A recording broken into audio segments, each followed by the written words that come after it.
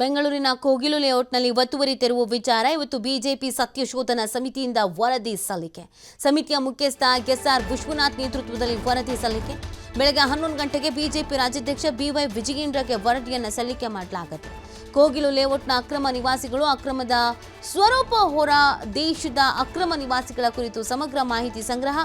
ಜನವರಿ 3ರಂದು ಸ್ಥಳದಲ್ಲಿ ಪರಿಶೀಲನೆ ನಡೆಸಿದ ಸತ್ಯಶೋಧನಾ ಸಮಿತಿ ವರದಿ ಸ್ವೀಕರಿಸಿ ರಾಜ್ಯ ಹಾಗೂ ಕೇಂದ್ರ ಸರ್ಕಾರಕ್ಕೆ ಸಲ್ಲಿಕೆ.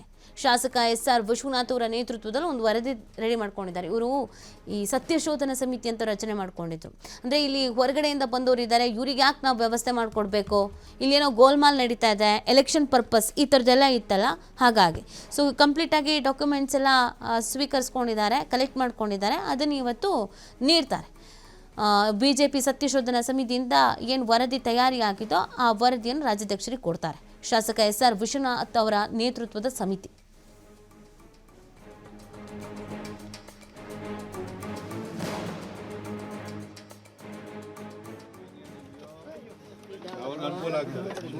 ಏನೇ ಮಾಡಿದ್ರು ಕೂಡ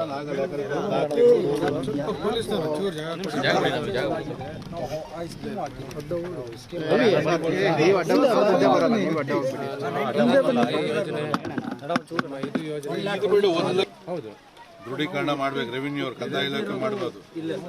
ನಿಮ್ದು ನೋಡ್ರಿ, ನಿನ್ ಪ್ರಾಬ್ಲಮ್ ಇಲ್ಲ. ಬೇರೆಯವ್ರ ಪಾಪ ಹಾಕೊಂಡ್ಬಿಟ್ಟವ್ರೆ. ಈ ಬಗ್ಗೆ ಮಾಹಿತಿ ನೀಡ್ತಾರೆ ನಮ್ಮ ಪ್ರತಿನಿಧಿ ರಾಕೇಶ್.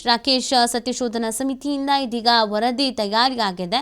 ಎಷ್ಟೊತ್ತಿಗೆ ಸಲ್ಲಿಕೆ ಮಾಡ್ತಿದ್ದಾರೆ ಮತ್ತೆ ವರದಿಯಲ್ಲಿ ಏನು ಉಲ್ಲೇಖಿಸಿದ್ದಾರೆ ಅಂತ ಹಸ್ತಾಂತರ ಮಾಡಿರೋದು 2014ರಲ್ಲಿ, 2008ರಲ್ಲಿ 5 ಎಕರೆ. ನೋಡಿ, ಈ ಪ್ರಕರಣ ಕೂಡ ಸಿಕ್ಕಾಪಟ್ಟೆ ಸುದ್ದಿಯಾದಂಥ ಪ್ರಕರಣ. ಪಕ್ಕದ ರಾಜ್ಯದ ಸಿಎಂ, ಕೇರಳ ಸಿಎಂ ಕೂಡ ಈ ಪ್ರಕರಣದ ಬಗ್ಗೆ ಟ್ವೀಟ್ ಮಾಡಿದ್ದು ವ್ಯಾಪಕ ಚರ್ಚೆ ಕಾರಣವಾಗಿತ್ತು. ಕಾಂಗ್ರೆಸ್ನವರು ಇಕ್ಕಟ್ಟಿಗೆ ಸಿಲ್ಕೊಬಿಟ್ಟಿದ್ರು ಈ ಸರ್ಕಾರದವ್ರು. ಯಾಕಂದರೆ ಕೆ ಸಿ ವೇಣುಗೋಪಾಲ್ ಅವ್ರಿಗೆ ಎಂಟ್ರಿ ಆಗಿತ್ತು. ಈ ತರಾತುರಿಯಲ್ಲಿ ಏನೇನೋ ಮಾಡೋಕ್ಕೋಗಿ ಏನೇನೋ ಎಡವಟ್ಟು ಮಾಡ್ಕೊಂಡ್ರು. ಮನೆ ಕೊಡ್ತೀವಿ ಅಂತ ಹೇಳಿದ್ರು. BJP-ಅವ್ರಿಗೆ ಸಿಟ್ಟು ಬಂತು. ಯಾವುದೋ ಬೇರೆಯವ್ರಿಗೆ ಯಾಕ್ರಿ ಮನೆ ಕೊಡಬೇಕು, ನಮ್ಮಲ್ಲಿ ಸುಮಾರು ಜನ ಇರಬೇಕಾದ್ರೆ ಇಲ್ಲಿರೋರೆಲ್ಲ ಕರ್ನಾಟಕದವರು ಅಂತ ಹೇಳೋದಕ್ಕೆ ಏನು ಡಾಕ್ಯುಮೆಂಟ್ಸ್ಗಳಿದೆ ಅನ್ನೋದು ಅವ್ರ ಪ್ರಶ್ನೆ ಆಗಿತ್ತು. BJP-ಯ ನಾಯಕರುಗಳು ಸ್ಥಳಕ್ಕೆ ಹೋಗಿದ್ರು, ಅಲ್ಲಿರೋರ್ನೆಲ್ಲ ವಿಚಾರಿಸಿದ್ರು.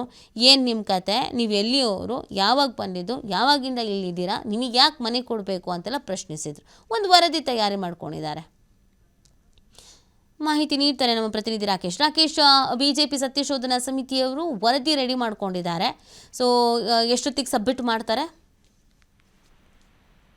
ಕೋಗಿಲು ಅಕ್ರಮದ ನಿವಾಸ ಮತ್ತು ನಿವಾಸಿಗಳ ವಿಚಾರಕ್ಕೆ ಸಂಬಂಧಪಟ್ಟ ಹಾಗೆ ಬಿಜೆಪಿ ಸತ್ಯಶೋಧನಾ ಸಮಿತಿಯನ್ನು ರಚನೆ ಮಾಡಿ ವರದಿಯನ್ನು ತಯಾರಿಸಿ ಕೊಡುವಂತೆ ಸೂಚನೆಯನ್ನು ಕೊಟ್ಟಿತ್ತು.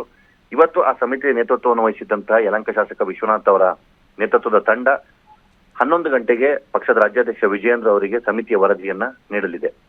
ಒಟ್ಟಾರೆ ಸ್ಥಳ ಪರಿಶೀಲನೆಗೆ ತೆರಳಿದಂತಹ ಸಮಿತಿ ಒಂದಷ್ಟು ಶಿಫಾರಸುಗಳನ್ನ ಮತ್ತು ವರದಿಯಲ್ಲಿ ಕೆಲವೊಂದಷ್ಟು ಸತ್ಯಾಸತ್ಯತೆ ವಿಚಾರಗಳನ್ನ ಅಡಕವಾಗಿಸಿದ್ದೇವೆ ಅನ್ನುವಂತ ಮಾಹಿತಿಯನ್ನ ಕೊಟ್ಟಿದೆ. ಆ ಮಾಹಿತಿಗಳು 11 ಗಂಟೆ ನಂತರ ಸಲ್ಲಿಕೆಯಾಗುವ ವರದಿಯಲ್ಲಿ ಬಹಿರಂಗವಾಗುವ ಸಾಧ್ಯತೆ ಇದೆ.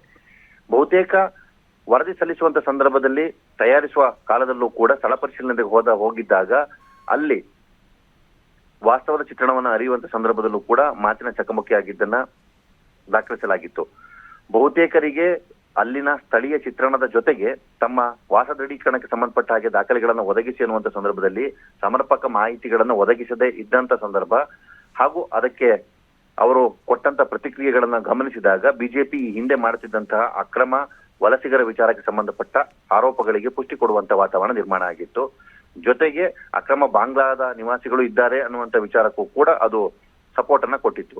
ಈಗ ಆ ಎಲ್ಲ ವಿಚಾರಗಳನ್ನ ಅಡಕವಾಗಿಸಿಕೊಂಡೇ ವರದಿಯಲ್ಲಿ ದಾಖಲೆಗಳನ್ನ ಮತ್ತು ವಿಚಾರಗಳನ್ನ ಅವರು ಉಲ್ಲೇಖಿಸಿದ್ದಾರೆ ಅಂತ ಹೇಳಲಾಗ್ತಾ ಇದೆ.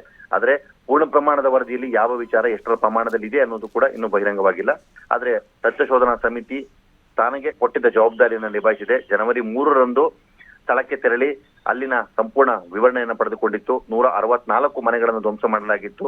ಅದರಲ್ಲಿ 30ಕ್ಕೂ ಹೆಚ್ಚು ಹಿಂದೂ ಕುಟುಂಬಗಳಿದ್ರೆ ಉಳಿದವೆಲ್ಲವೂ ಕೂಡ ಮುಸಲ್ಮಾನರಿಗೆ ಸೇರಿದ್ದು ಮತ್ತು ವಲಸಿಗರಿಂದ ಕೂಡಿದಂತ ನಿವಾಸಿಗಳಿತ್ತು ಅನ್ನುವ ಮಾಹಿತಿಯನ್ನು ಕೂಡ ಅದು ಪಡೆದುಕೊಂಡಿತ್ತು. ಈ ಸಂದರ್ಭದಲ್ಲಿ ಅಲ್ಲಿನ ಸ್ಥಿತಿಗತಿಗಳ ಅಧ್ಯಯನಕ್ಕೆ ಮತ್ತು ಅಲ್ಲಿ ಅಕ್ರಮವಾಗಿ ನೆಲೆ ನಿಲ್ಲುವುದಕ್ಕೆ ಕಾರಣವಾಗಿದ್ದ ಮತ್ತು ಆ ವ್ಯವಸ್ಥೆಯನ್ನು ಒದಗಿಸಿದವರ ವಿರುದ್ಧವೂ ಕೂಡ ಆಕ್ರೋಶವನ್ನ ಸಮಿತಿ ವ್ಯಕ್ತಪಡಿಸಿತ್ತು. ಕಲ್ಲು ಕ್ವಾರಿ ಅಂತ ಜಾಗದಲ್ಲಿ ನಿವಾಸಕ್ಕೆ ಮನೆಗಳನ್ನ ಕಟ್ಟಿಕೊಳ್ಳೋದಕ್ಕೆ ಅವಕಾಶ ಮಾಡಿಕೊಡೋದಕ್ಕೆ ಹಿಂದೆ ಇದ್ದಂತಹ ರಾಜಕೀಯ ಶಕ್ತಿಗಳ ಕಾರಣ ಎನ್ನುವುದನ್ನು ಕೂಡ ಅವರು ತಿಳಿದುಕೊಳ್ಳೋ ಪ್ರಯತ್ನವನ್ನ ಮಾಡಿದ್ರು. ಹೀಗೆ ಎಲ್ಲ ಆಯಾಮಗಳಿಂದ ವಿಚಾರವನ್ನ ತರ್ಕಿಸಿ ಜೊತೆಗೆ ಅದಕ್ಕೆ ಸಂಬಂಧಪಟ್ಟ ಹಾಗೆ ಮಾಹಿತಿಯನ್ನ ಕಲೆ ಹಾಕಿಕೊಂಡು ಈಗ ವರದಿಯನ್ನ ಸಿದ್ಧ ಮಾಡಿಕೊಂಡಿದ್ದಾರೆ. ಇವತ್ತು ಆ ವರದಿ ಸಬ್ಮಿಟ್ ಆಗಲಿದೆ.